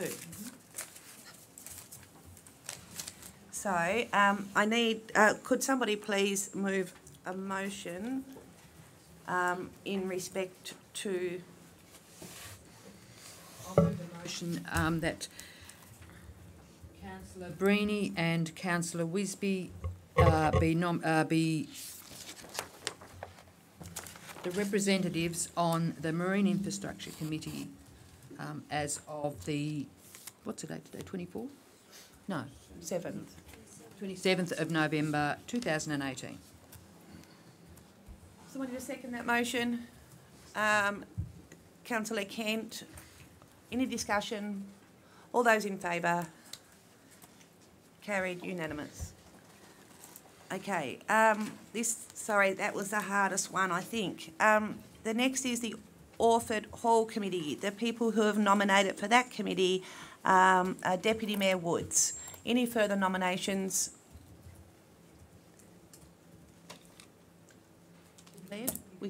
Okay, I'll declare Deputy Mayor Woods as our representative on that committee. Thank you. Buckland Hall Committee, we have Councillor Browning. Do we have any further nominations? No. So I will declare Councillor Browning as the Buckland Hall Committee Council representative. Triabunna Hall Committee, we have 2 nominations, Councillor Breeny and myself. Do we have any further nominations? No, so I can declare Councillor Breeny and myself as the representatives on the Hall Committee, Triabunna. Bicheno Hall Committee, I have Councillor Simons as for a nomination there. Any further? No, I'll declare Councillor Simons as the council representative on the Bicheno Hall Committee. Cranbrook Hall Committee, Councillor Browning, any further nominations? No, Councillor Browning, I declare her to be the council representative on the Cranbrook Hall Committee. Swansea Hall Committee, the nomination I have here is Councillor Breeny. Any further? No, I declare Councillor Breeny as the council representative on the Swansea Hall Committee. Coles Bay Hall Committee, I have Councillor Simons and Councillor Churchill. Any further? No, I declare Councillor Simons and Churchill as representatives on the Coles Bay Hall Committee. Tasmanian Seafarers Memorial Committee, Councillor Arnold has nominated. Any further? I declare Councillor Arnold as the representative. Spring Bay Elder Care Committee, Councillor Breeny has nominated. Any further? I declare Councillor Breeny as the council representative. Natural Resource Management Committee, Councillor Arnold and Councillor Browning have nominated. Any further? I declare Councillor Arnold, Councillor Browning as representatives on that committee, NRM. Youth Council, I have Councillor Arnold and Councillor Churchill as nominations there. Any further? I declare Councillor Arnold, Councillor Churchill as representatives on the Youth Council Committee. Triabunna Recreation Ground Advisory Committee, I have Councillor Kent as a representative. Any further? I'd like to nominate Councillor Deputy Mayor Woods. Okay, so I have 2, Councillor Kent and Deputy Mayor Woods. I will declare they are both now council representatives. Thank you. If I may, I think to formalise the declarations, you actually now need a motion of council. So I would move that the councillors declared by the Mayor as Section 24 committee members are accepted by council and ratified by council. Great. Do I have somebody to second that motion? Councillor Churchill. All those in favour? Sorry. Apologies, I was busy writing. Against? Carried, unanimous. Do we now thank the previous councillors for Please. their Yes. work Yes. on those? That's a very good idea. So I do thank the councillors and some of those who didn't re-nominate for council for their work in respect to these representative positions. Could I suggest that a letter from you might be appropriate? Yes, and I just realised I made a big mistake. Not on this, sorry. Sorry. Oh, no, I made a mistake. Thank goodness. Thanks for that, Mayor Kent. I nearly made a big mistake. That's a yes. big one. There's a big one. Nearly a big one. Nearly. So, yes, a letter. And the councillors who didn't re-nominate are actually being included in the report in the C-Speak, thanking them for their service also. But yes, a letter. Excellent. Do you wish to move a motion, or will I just do that? I'll just do that. Good. 7.3, nomination of Taswater Owners Representative. So, we have Councillor Browning has nominated for the Owners Representative, and we've got Councillor Arnold has nominated for the Deputy Owners Representative position. Do we have a motion? Deputy Mayor Woods. Thank you. Yes, that council nominates Councillor Browning, Glamorgan Spring Bay Council's Owners Representative, and Councillor Arnold as Deputy's Owner Representative, who can attend meetings on Council's behalf when the Owner's Representative is unable to attend. Got somebody second. Councillor Breeny. No discussion. All those in favour? Yes, carried. Unanimous.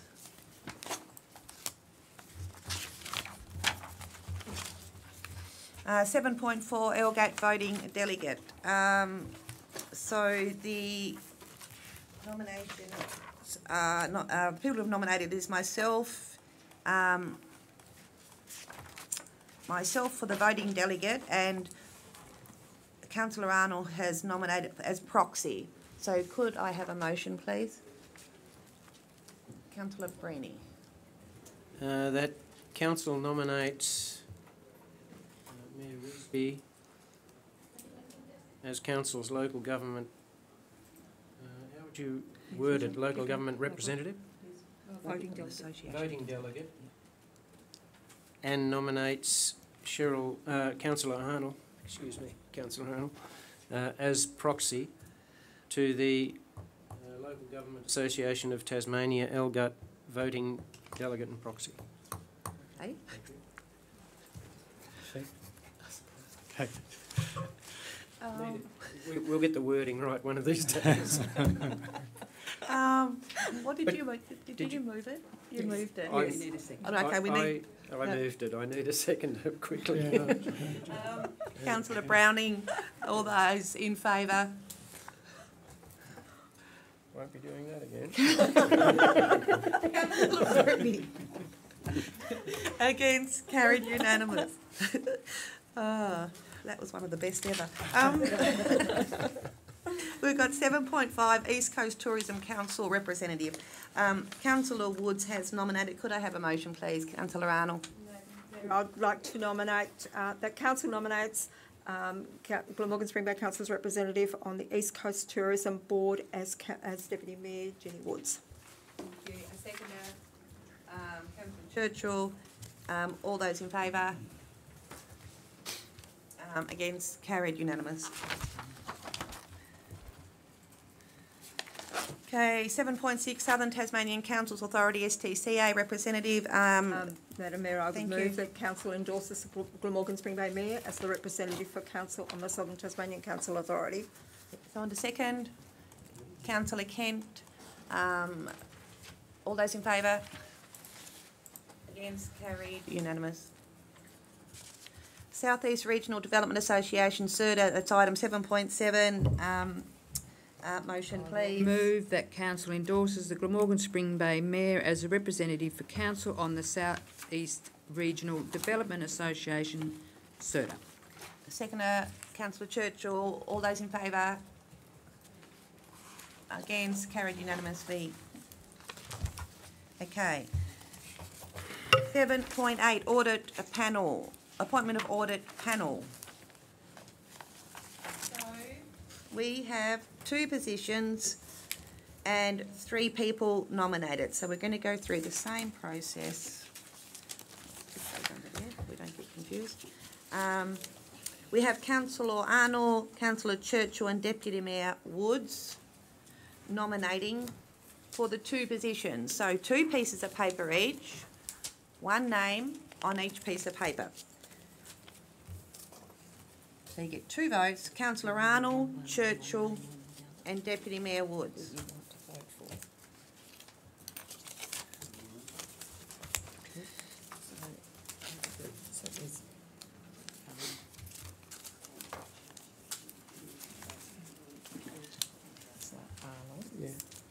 So you have to write 1 on that one and 1 on that one. Who you want? Oh, yeah, right. The 2. So you write 1 on 1. It's no fun.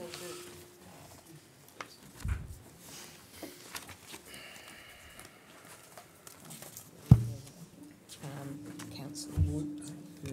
Councillor Arnold, Yeah. and Councillor Churchill. Oh, yeah. Churchill, Arnold, Woods. Sounds like our backline.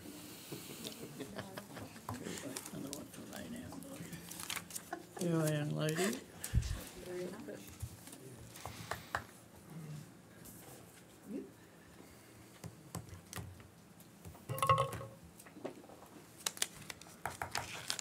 Oh, sorry. Clicking, flicking.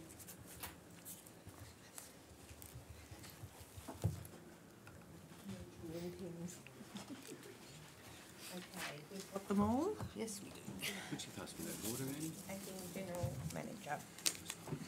Come on, scrutineer, please. Okay.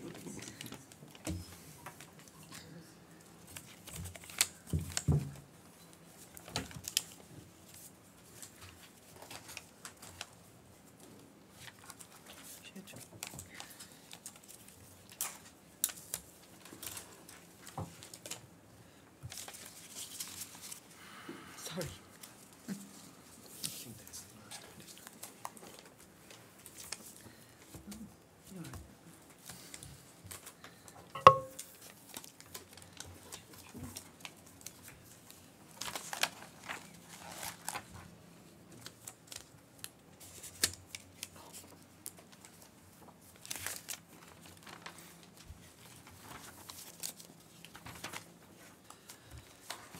Excellent. So we've got 1, 2, 3, 4, 5, 6, 7, 8 votes for Councillor Arnold, and we've got 1, 2, 3, 4 votes for Councillor Woods, and 4 votes for Councillor Churchill.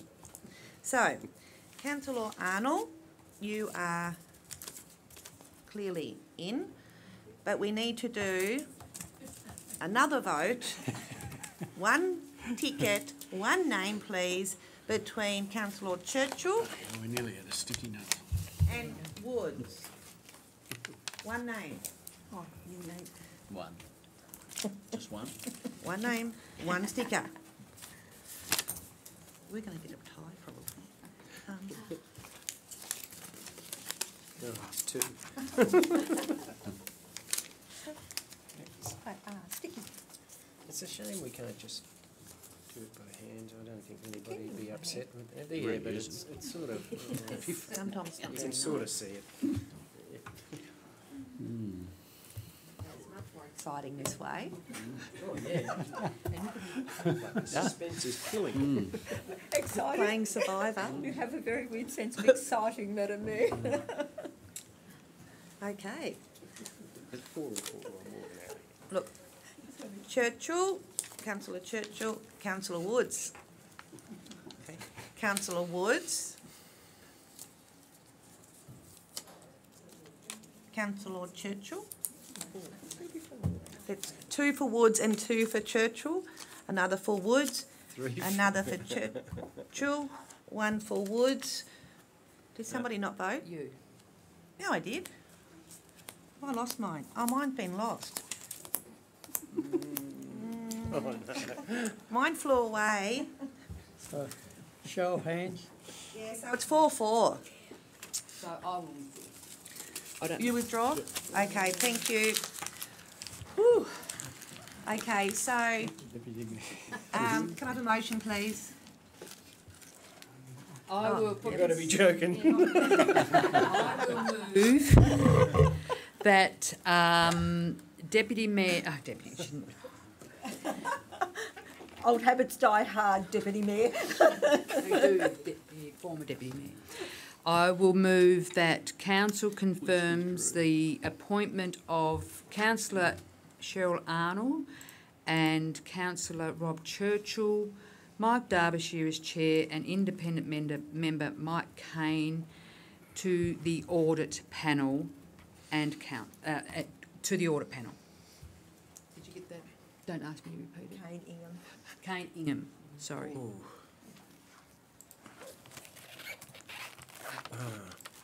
Just if you want to say something, just let me get somebody to second that.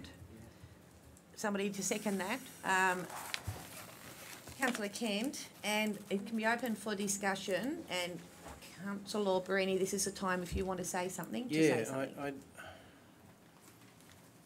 I'd like to consider that council has the capacity to review the situation in a reasonable amount of time, so that we can look at not the nominations and nominees that have been arrived at here, but the reappointment of Mike Derbyshire as chair and the independent member Kane Ingham after a period of 6 months or something like that. So what I would suggest, if the Mover and seconder. yeah, I'm thinking of a second part to the motion, if you can agree to that. Councillor appoints Councillor Rob and Councillor Arnold to the audit panel, and as part one of that, and as part two, council confirms the reappointment of Mike Derbyshire as chair and independent member Mr. Kane Ingham, and that these appointments be reviewed by council in 6 months. Could I just clarify? A member of an audit panel holds office for a minimum of 1 year. Yep. So once they've been appointed here today, they have to have 1 year. Even though they've been in it for exactly. X number of years. Now with this motion that is actually confirming their continuing appointment, a member of an audit panel holds office for such period of not less than 1 year and not more than 4 years. So by confirming the independent member's appointment today, you would be confirming it for a 1 year period. Mayor Wisby. Okay, so is that maximum of 4 years for independent and councillors? Everybody. Yeah. So just to clarify, so do you Councillor Brini, are you saying that that one you'd like to see that come in for Mike Derbyshire and Kane Ingham to give the new council an opportunity to give them a 1 year term, so that we can then come back? Yes. Yeah. Yes. That's what you're asking for, the approval to do a 1 year term. But just in respect to the 4 years, how long have you been on the audit panel for? The last term of council, because this is actually set up for a council term of 4 years. Yeah, so you can be another 2 years. And be another 4 years. Oh, you can be another 4? Yes, because this is a new council term. So, okay, so so under the it local doesn't add government an audit ad. panel's order, it's for 4. It can be for 4 years. 4 further years. Yeah. Okay. Yeah. Okay. So. But you can have a minimum of 1 year. Yeah. That might resolve the issue of council being able to review the situation. Yes. In a year. That gives us time. Yeah. If that's okay with you. Can I suggest though, if you are going to actually review the independent people within 1 year, that process needs to happen from about the 9 month mark, because council can't be left without Yep. an audit panel. Sure. Yep. Sure. And look, and from my perspective, both Mr Ingham and Mr Derbyshire have been excellent members of our audit panel. They are incredibly well qualified gentlemen. I personally would like to see them continue for a longer period than 12 months. Yeah. I think the purpose of the motion, though, Councillor Brenny, was for the council to meet the people and so forth, so we can actually, with the new council, you know what I mean, we can actually determine. And also, I think that we've only got one additional. We can have two independent people other than the chair, and we've only got one. We've got two. No, in addition to the chair. No, you can only have. I think you can only have two. I'll just have a look. Just give me a minute. So, what do you think about the amendment, the proposed? Points Who moved Councillor it? Wright, Oh. Councillor Arnold to the audit panel. Confirms the appointment of Mike Derbyshire as chair. And these be reviewed in 12 months? Mayor we speak, I'll just clarify, under the orders, the audit panel of the council is to be constituted by a minimum of 3 and a maximum of 5 members, of whom, if the panel has 4 or 5 members, at least 2 must be independent. If the panel has 3 members, at least 1 must be an independent person. So you have to have at least 2. I mean, what we have there right now meets the criteria. It's sufficient, but we could have one more member, couldn't we? We could if we wished. Yes, yeah. Absolutely. And that might be what council wishes to do. You know, that's an option. Councillor Kent, do you have any issue with that review of the audit panel external makeup? No, but I agree with Councillor Arnold. These people, you have to give them 12 months' notice. And obviously you want to come up with a valid reason. And I'm sure Derbyshire has done a good job and will continue to, but it's the way of life these days. I mean, everything goes out to tender and all those sorts of things. So, but providing we do it as we would professionally and say we're looking for a change, so be it. But bear in mind, we ask the audit panel to give us answers to the questions that we want answers to. So when you get some auditors just go in and say, well, that's going to cost you 10 grand, 20 grand, whatever, and this is what you're going to get. Our main thing should be, well, here's your 10 grand, but this is what we want. That's the more important thing as far as I'm concerned. Yeah. And it's not that that anyone's unhappy with what we've currently got. It's just the fact that we've got a new council that hasn't seen any of the fine detail on payment or anything, and we just would like to have a look at that and determine, you know. It's the only way you'll find out. Yeah. So that's all. There was nothing against the 2 that we have at all. Yeah. So you're happy? Yes. You're happy with the... Okay. So I put the motion. All those in favour? Against? Carried unanimous. Okay, Dolphin Sands Ratepayers Association, 7.9. So on this one, I just wanted to point out, and we've had such a huge workload since we started, like 2 weeks ago. Feels like 4 years, but it was only 2 weeks ago. And I don't know if people have had a chance to look at the guidelines for applications for community small grants. And while some of those are okay in this case, I just think there's a bit of a wider concern here. And the application, to me personally, it lacks detail. To me, it would require a risk analysis because potentially people will be moving out onto council footpath and cutting trees, so there should be a risk analysis associated with this.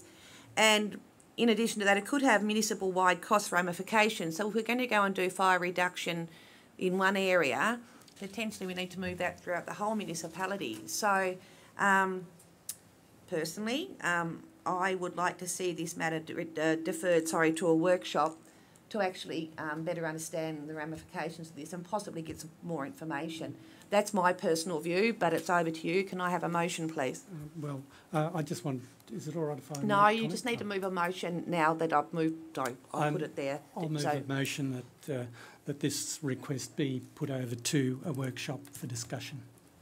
So that it's deferred to a workshop. Deferred to a workshop. For discussion. For discussion.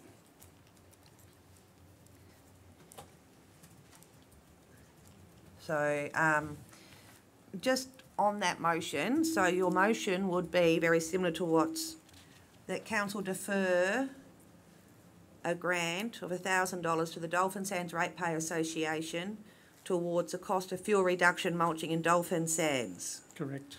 To a workshop. Yeah, because a motion's got to stand on its own. It's got to make sense. You know what I mean? Thank you. Yeah. Do I have somebody to second that motion? Councillor Breeny, any further discussion? No, I'll put that motion. All those in favour? It's unanimous. Carried. Okay. The next item, 7.10, Swansea Primary School. So on this one, and I just want to say this, this is in our guidelines. The project should aim to address relevant community issues of significance, be initiated with the community and actively involve local people, and improve access and encourage wider use of facilities. The only reason I'm saying that, as I said, is half of our council are new to council. I don't know if you've had a chance to have a look at the guidelines for this application. And what we're talking about here is purchasing block-out blinds. So I'm going to leave it now to you to decide, and I'll ask for a motion, please.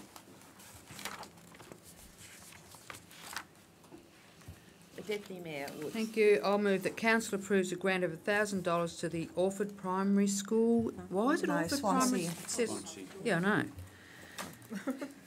Swansea Primary School, towards the cost of purchasing block-out blinds for Swan Hall.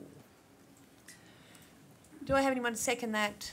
Councillor Simons, any discussion? All I'll say on this one is, personally, I can't support it because I just cannot see how this can possibly fit the criteria related to this grant. I think the school in the report here has received some money previously.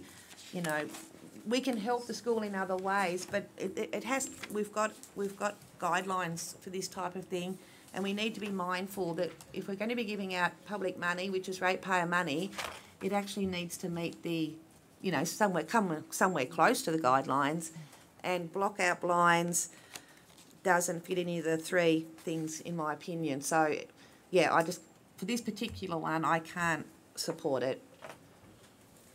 Councillor Breeny? Can I, sorry. Sorry. Mayor, I think in the past we get to these sort of situations and we sort of approve them. But the last couple I recalled is that we've asked for 2 quotes. So we have one quote here for XYZ, which they're asking for, and I think that's a minimum that we should be requesting is 2 quotes up, and whether that the school does that as part of their job to say, well, we've been to 2 people, here they are, da-da-da-da-da-da. But we seem to stumble every time we seem to talk about it and say, yes, that's what we should do, but it never actually gets to that. Yeah, I understand what you mean. So I'm not Councillor against it. I'm not against it, but we do need some criteria around it. Well, we've got criteria, but yeah, I agree. But that would be part of what council's reviewing in all its policies in the coming probably 3 months. Every policy will be reviewed, and I certainly think that one needs to be strengthened. Councillor Churchill.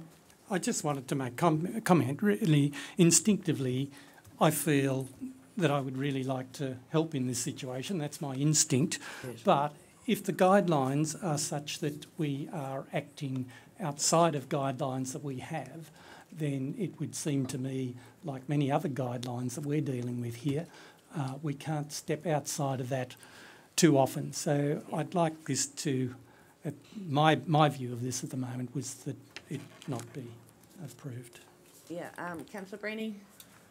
The reason I'd be supporting this, and the reason I seconded it, was because, you know, it's an emotive thing, of course, but one thing that you look at is it encourages the wider use of facilities because of the use of the room, so it sort of fits the sort of into the last one, and but apart from that, yeah, okay. Right, okay, so I'm going to put the motion, we've got a motion, haven't we? Yep. Yeah, okay, all those for? Oh, okay, Councillor Simons, Councillor Kent, Councillor Arnold, Deputy Mayor Woods, Councillor Breeny came in at the last minute. Just waking up, sorry. Against Councillor Browning, Councillor Churchill, and myself. So the motion is passed. 7.11 Spring Bay Youth Hub. Okay, can I have a motion, please? I would move that council approves a grant of $1,000 to the Spring Bay Youth Hub towards the cost of setting up a youth hub at the village in Tribunna. Okay, somebody to second that? Councillor Churchill, any discussion? Yes, yeah, okay. Sorry. Only to say that I'd like to congratulate Petra Parker for the outstanding work that she's doing for the youth of the community, and I will be supporting this. Great, and Councillor Breeny? I'd like to say that the application is excellent. Excellent. Any further? Okay, I'll put the motion. All those in favour? Against? Unanimous. Carried. Okay, item 8. This is the motion check. Oh, I can't even speak, sorry. The motion tracking document. Do any councillors have any questions on that document? No. Moving forward to question 9. The council receives and notes the information contained within the motion tracking document. 9, questions without notice. Any questions? Excellent. Number 10, confidential item in closed session. So I declare the meeting closed to the public in order to discuss the nominations for the Australia Day Citizenship Awards 2019. Under Regulation 15 of the Local Government Meeting Procedures Regulations 2015, Statutory Rules 2015, number 38, the meeting will be closed to the public according to Regulation 15.2J, the personal affairs of any person. Item 1, Australia Day Citizenship, is that right? Citizenship, yeah, Awards 2019. So I declare the